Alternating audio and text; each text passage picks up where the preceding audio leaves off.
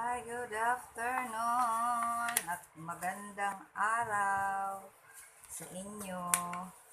Mapakita ko sa inyo, wala na tayong pasikot-sikot pa ha, para hindi kayo tamarin manood. Ito ay ang ating kahapon drawing sa uniform. Pero sa ngayon, ang ating muna ipapakita ko sa inyo itong palda na gagawin natin, itong palda. Kaso, ang palda niya ay 26 lang ang 26 lang yung waistline niya.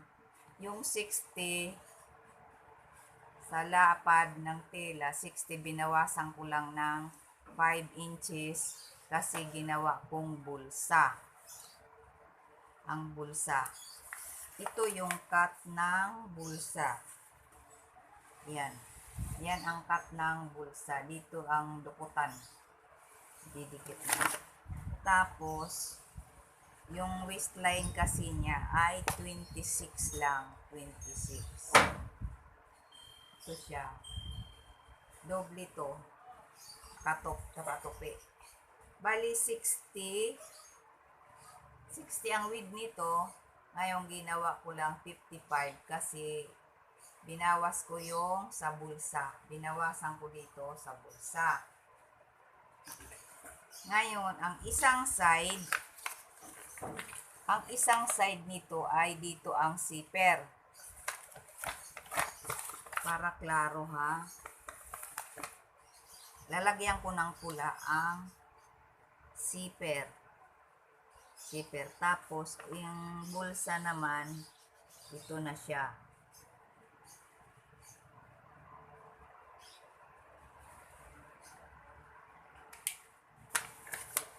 Ito yung ating tela na sa palda. Yan. Ito yung isang side. Bubuuin natin yan dyan mula dito hanggang dito. Ikakabit natin itong bulsa. Tapos ito naman sa zipper, mula dito hanggang baba ay tatahiin natin para ito naman ay sa zipper. Kaya, yung ating binawas na 5 inches, ginawa natin bulsa.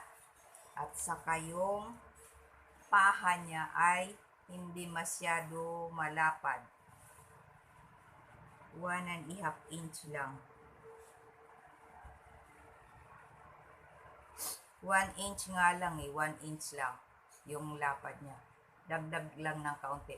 Pero merong pang allowance. Kasama ang allowance, mag-cut ka ng 1.5 para sa allowance ng pagtahi. Ngayon, ang gagawin natin sa palda ay bubuuin natin yung pagkabit ng bulsa.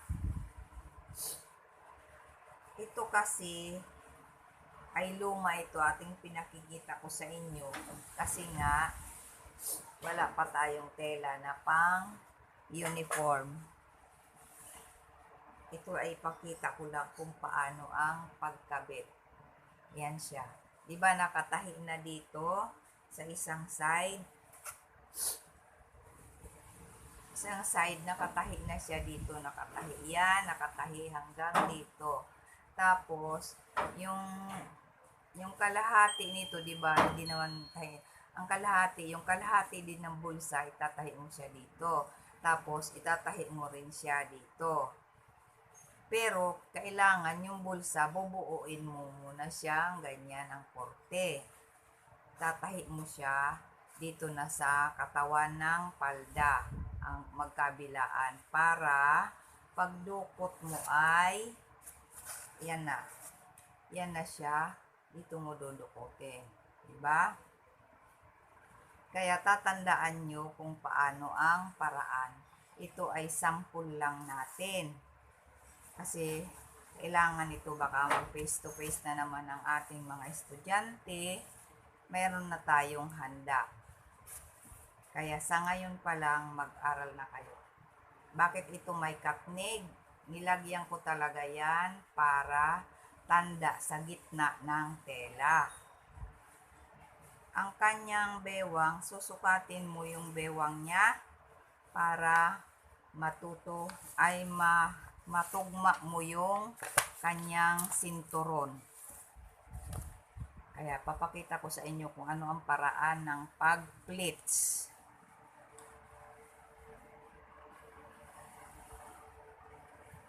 Yung gitna, magmi-measure tayo sa gitna ng tela, ay measurein natin kung gaano ang laki ng kanyang pleats. 5.5. Gagawin natin siya 5.5. Itutupi natin ito dito. Yan. Ito yung gitna ha.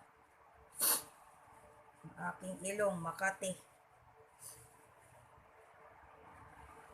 5.5. Tapos, tutupi natin siya dito na lampas dito sa katnig. Kasi, para makapal ang ating, malalim ang ating pleats. Ganyan ang gagawin ninyo ha. Ito ay 60 nga. Binawasan ko lang ng 5 inches kasi ginawa ng bulsa. Ngayon, lalagyan mo siya ng pin para hindi siya humiwalay, hindi siya bumuka. Kaya kailangan lagi pag magtahi ka, mayroon ka laging pin. Kaya lang, ang pin ko ngayon walang ulo, kaya ang hirap tanggalin. Tapos sunod, yung tutupiin. Ito hindi pa ito ano ha, kasi susukatin pa natin kung gaano ang lalim ay ang laki ng bewang niya. Di ba 26? Hahabulin natin doon sa ano niya, sa sukat niya ng bewang. Kailangan, nasan ba yung aking tusukan? Nawawala. Yan, lalagyan mo siya lagi ng pin para hindi ka mahirapan. Kahit tahiin mo na siya, hindi na yan hihiwalay. Yan, di ba? Tapos, isa pa, kasi bali 3 mula sa dito sa may tiyan, 1, 2, 3. Gagawa tayo ng 3 na pleats hanggang dito sa may zipper. Kinabit na natin yung zipper. Ayan, ayan siya ang pagkabit ng zipper.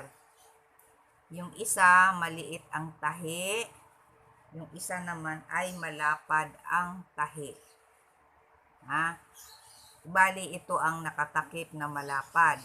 Ito naman na maliit lang ang tahi ay parang ganyan siya. Ha? Tatandaan nyo. So, ito na ang last na ating pleats. Itutugma mo dito sa zipper. Ganyan. Kailangan, kasi ako, hindi na ako nagaganito, dire-diretso na yan kasi sinusukatan ko muna bago. Hindi na ako nagpipin. Ito, pinakikita ko lang sa inyo kung ano ang paraan para hindi humiwalay sa mga baguhan. Gaya nung sa pabrika nga, dire-diretso na lang silang nagtatahi. Yan na siya ang ating kalahati. Tapos dito naman sa kalahati, ilalampas din natin dito sa gitna ng may katnig para malalim ang pleats niya para pag umupo siya, hindi bumubuka. Nakapermanente pa rin yung pleats niya. At tuturuan ko kayo kung paano ang pagplantsa na hindi na babalik pagbuka. Ha? O, yan. O, sana. Ito yung gitna ha, na yung may gitna na malaking pleats. Tapos isa pa uli.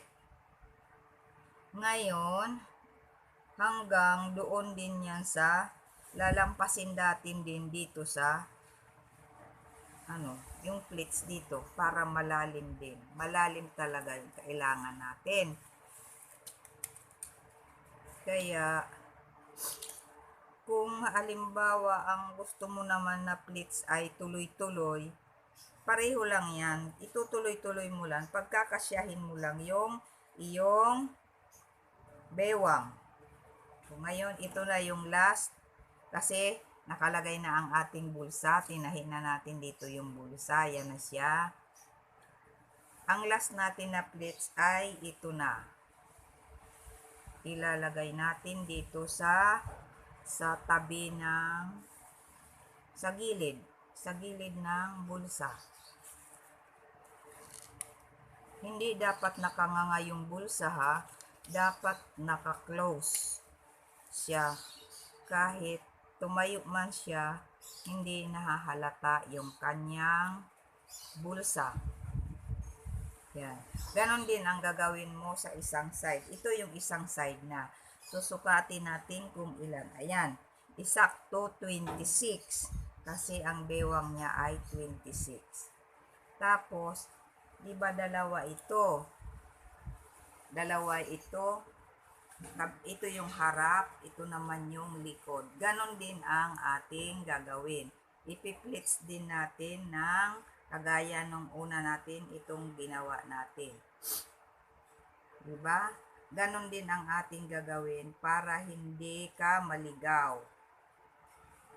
Ayan. Tapos,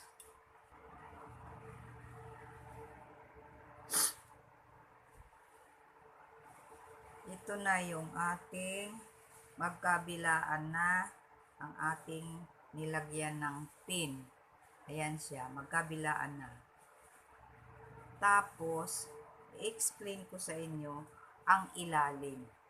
Ito yung ilalim. Magkatugma sila, magka-overlap sila dito, yung plates.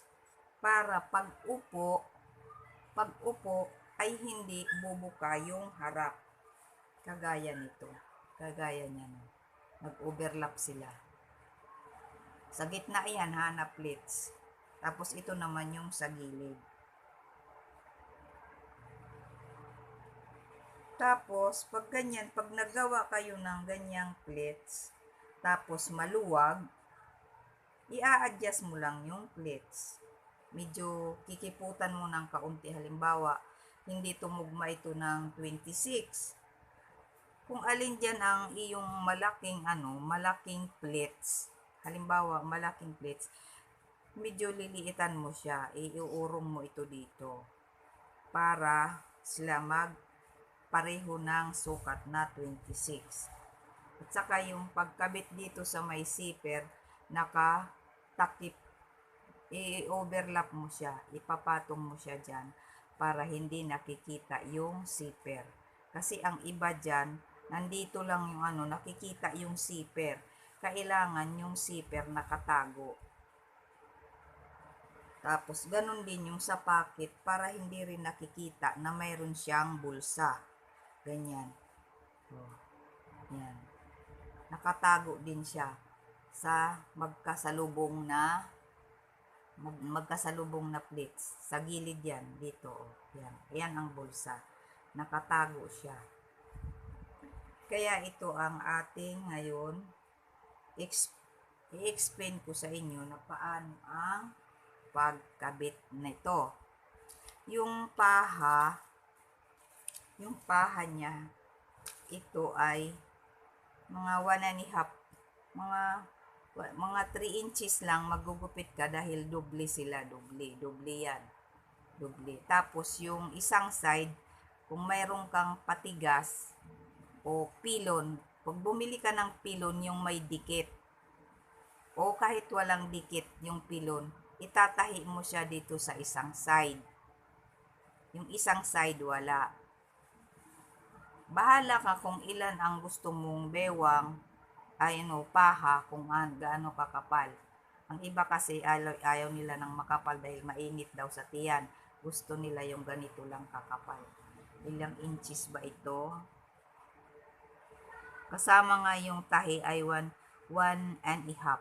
Bali 3 inches itong magkatakip. Tapos, babawasin mo lang doon ng mga 1/4 ganun. Tapos, ang uunahin mo pagkabit yung sa ilalim. Halimbawa ito. Dito ka mag-umpisa sa zipper. Itatahi mo ito siya. May hook na nga oh. Yung unang mong itatahi ay yung itong isa. Yung itong isa. Halimbawa, ito yung harap pa ng uniform. Ito ang itatahi mo siya ng paganon. Una, yung kalahati. Itatahi mo siya ng ganyan. Diretso yan, paikot, dito, paikot. Pagkatapos niyan, sa ngayon kasi hindi natin yan matatahi. Bukas natin ito matatapos kasi mapapahaba na naman ang atin kwentuhan. Yan, nakatahi na siya. Ganyan, nakatahi. Itatahi mo siya ng paikot hanggang sa matapos dito ang 26 na bewang. Tatahi natin siya ng ganyan. Pagka natahi na siya, babaliktarin mo na siya ng ganyan. Babaliktarin mo na siya bago mo itatahi na dito sa gilid. Para maging ano na siya, nakakabit na siya sa palda. Una muna yung dito, yung isa, ang kalahati. Sa likod ka magtatahi. Tapos, pagkatapos niyan, pag natahi mo na yan, igaganyan mo na siya. Tatahi mo na. Itatahi mo uli siya sa ibabaw. Ganon ang ating pagtahi ng palda. Bago mo siya tupian. Diba? Klaro ba? Para kayo matuto kung paano ang paraan ng paggawa ng palda. Unahin lagi yung sa ilalim muna bago itutupin mo ng paganyan, bago mo sa ibabaw mo na tatahian.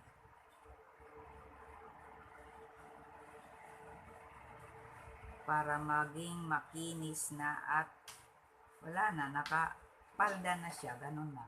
Parang ganyan na, nakakabit na siya sa palda. Dito muna siya tatahiin sa gilid. Paikot na. Una muna yung sa ilalim, bago pa tupin ng ganoon, sa ibabaw naman. Para hindi madumi tignan ang likod. Kailangan sukat na sukat, magkapantay ang ilalim at saka yung harap. Para pagtahi mo, masasama din pagtahi yung ilalim. Diba? Tapos, sunod noon kung gaano ang tupi ng gusto nila, tutupian mo na yung laylayan. Kung ano ang gusto nilang haba. Kaya, madali lang naman ang palda kaysa sa blouse. Ang blouse talaga ay maraming cut ang blouse. Ipapakita ko rin naman yan sa inyo kung paano. Ito ay sample lang na aking pinakikita sa inyo para alam nyo kung paano ang pagkat ng palda at blouse at kung paano ang pagtahi ng palda. Iyan ay makikita nyo ito sa ulit. Part 1 lang ito sa palda natin kasi ayaw ko na humaba para hindi kayo tatamarin at tatandaan lang ninyo din ang aking sinasabi. Kaya hanggang dito na lamang muna para sa susunod ay pagtahi naman ang ating gagawin. Ito ay ini-explain ko lang sa inyo kung ano ang paraan. Kasi kung explain tapos tahi, hahaba, tatamarin kayo. Alam ko yan. Kasi ako, ganun din ako pag nanonood ako ng video sa iba, hindi ko minsan natatapos kasi sobra din ang haba. Kaya ngayon, hindi ko na hinabaan. Kasi naiintindihan ko na din. Kaya hanggang dito na lamang muna. Pasensya na lang muna at hindi natin natatapos lagi, pinuputol ko dahil para hindi mahaba.